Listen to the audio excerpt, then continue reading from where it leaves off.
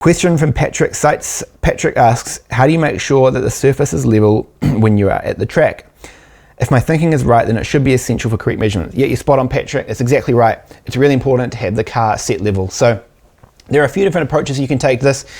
At the more amateur end of the spectrum, for most of us, if you're not interested in spending a whole lot of money, a whole lot of different gear, it's usually about shimming each corner of the car up. But just to come back a little bit on Patrick's question there, what he's saying is when you've got the car, when you're doing your car setup, whether it's in terms of setup in general or corner weights or wheel alignment, it's really important that the car is sitting on a level surface. The vast majority of things like concrete floors, whether it's in your garage, whether it's at the track, they're almost never level, and it's usually by design to help water drain off them properly.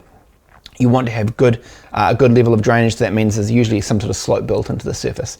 So what I mean by packing up each corner of the car is a really cheap way to do it is just with, you can buy little thin flooring tiles, which is something we actually go through in the course itself.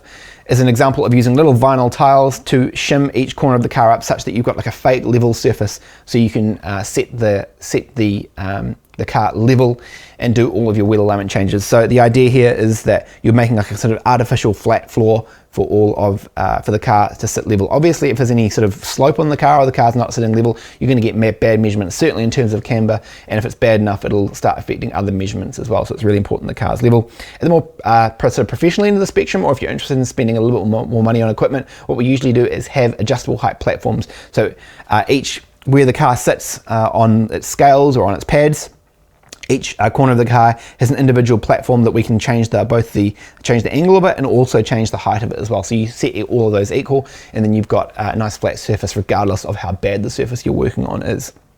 That question was taken from one of our free live lessons.